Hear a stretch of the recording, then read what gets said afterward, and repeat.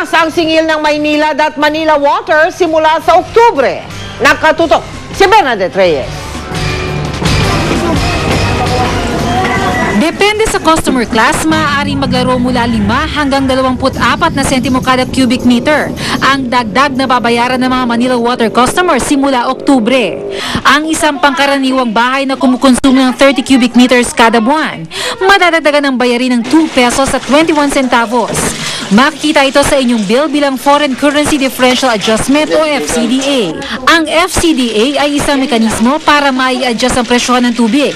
Depende sa paggalaw ng piso kontra dolyar. Ang mga utang kasi ng mga water companies, kabilang na ang utang ng MWSS, ay kadalasan pera ng ibang bansa tulad halimbawa ng dolyar. Yung nakaraang mga buwan, medyo nag-depreciate naman yung peso, no? So, umabot ng halos mga 46 ito. So, kaya nagkakaroon tayo ng upward adjustment ngayon. Ang mga customer naman ng Maynilad na kumukonsumo rin ng 30 cubic meter kada buwan, halos 2 piso ang dagdag na bayarin. Ang impact nito sa fourth quarter ay increase ng 9 centavos. Pero average na nga yun. Nitong mga nakalipas na linggo, tumataas ang palitan ng piso kontra dolyar. Kung magpapatuloy ang paglakas ng piso, makakaasa raw mga customer ng Maynilad at Manila Water na bababa ang singil sa tubig pagsapit ng Enero. Ang tinututukan ngayon ng mga water companies higit pa sa paggalaw ng presyo, ang pagsigurong handa sila sa posibleng problema sa supply ng tubig pagsapit ng tag-init sa susunod na taon.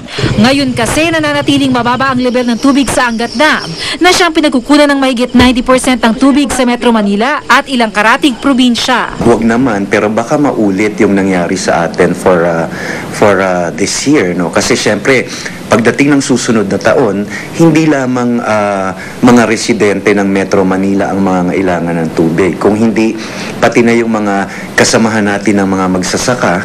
Kabilang sa paghahanda, nililimitahan pa rin ng National Water Resources Board ang tubig na lumalabas mula sa Angat Dam. Patuloy din ang pagsasaayos sa mga tumatagas na tubig mula sa mga sirang tubo. Nag-identify tayo ng mga lugar na nangangailangan ng total pipe replacement. Tulad na lang yan ng sa May Sampaloc at Santa Mesa. Bernadette Reyes, Nakatutok, 24 Oras.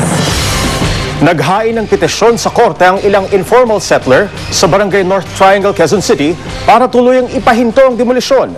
Nakatutok si June Veneracion.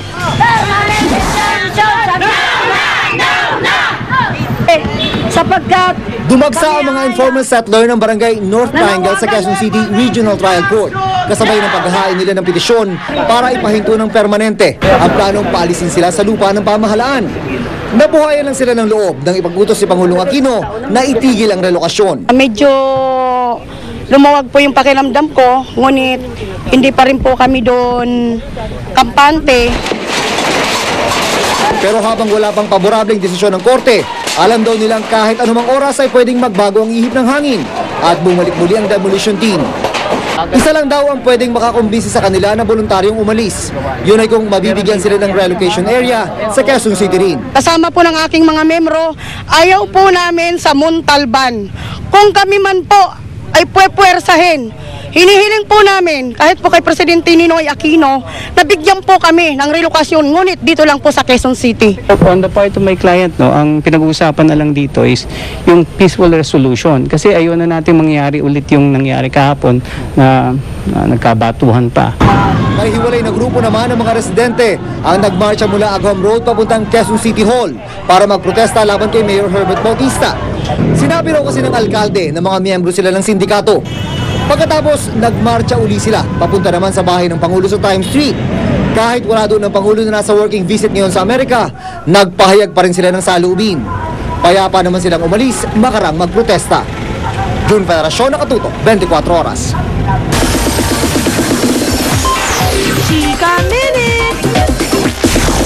Patindi na patindi ang mga eksena sa Survivor Philippines Celebrity Showdown at kwento ng mga castaway. Marami pang twists ang mangyayari sa mga susunod na araw.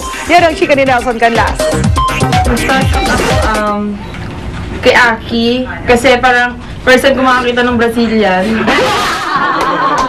Riot ang naging sabayang interview ng GMA News at IGMA live chat sa Survivor Philippines Celebrity Showdown Castaways. Iba't iba ang naging emosyon na ipinakita ni na Ervic Vijandre, Karen De Los Reyes, Aubrey Miles, Aaron Villena, Moy Bien at Miko Aitona. Ikinuwento ng mga survivor ang naging hirap nila sa isla, ang ginaw at ang gutom. Ano yung pinakamahirap na ginawa ninyo sa island na alam niyo yung parang gusto niyo nang mag-quit? Ako yung tulog na, natutulog yung basa, tapos pagising mo parang baha.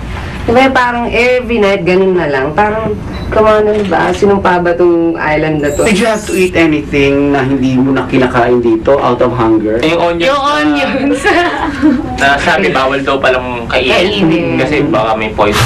Marami raw mga hirap doon na nauwi sa tampuhan. Yung mga away ninyo doon, talagang totoo yun? Oo. Kasi minsan may nagkatanong nga kung scripted nga daw yung away. Sabi ni John, Moy, yan, sagutan. Sabi ko, hindi. Kumbaga, siguro napuno lang talaga kami. So talagang mailabas mo talaga, release mo dun yung galit mo. Kung nagugulat daw kayo sa mga twists ng Kapuso reality show, siguradong mas marami pang panggulat ang Survivor Philippines Celebrity Showdown sa susunod na mga araw. Nelson Canlas, updated sa Showbiz Happenings. Isinugod sa ospital ang veteran actress at singer na si Armida Sigon Reyna kanina. Bigla raw bumaba ang blood pressure nito kaya't dinala siya sa Makati Medical Center. Ayon sa kanyang daughter-in-law na si Beth Orteza, stable na ang kanyang lagay ngayon pero sasailalim pa siya sa ilang lab tests. Dating chairperson si Armida ng Movie and Television Review and Classification Board o MTRCB at nakilala sa TV musical show na Aawitan Kita. Samantala may auditions na naman po para sa programang Ang Yaman ni Lola. Naghahanap si Lola Barbie ng lifeguard, swimmer o swimming instructor. Sa mga interesado, magpunta kayo sa GMA Network Drive bukas mula alas 8 ng umaga hanggang alas 2 ng hapon at magdala ng medical certificate at valid ID. Mga 18 to 45 years old po ang mga applicants na tatanggapin. Hindi pa tapos ang chikahan? Diyan lang kayo. Talumpati ni US President Barack Obama, binulabog ng mga aktivista. Pagkain ni Pangulong Aquino ng hotdog sa New York, pinag-uusapan. Gimmick nga lang ba? At Kapuso Teen Stars, ibinunyag kung sino ang kanilang puppy love. Tutok ang lahat ng yan dito sa 24 Oras.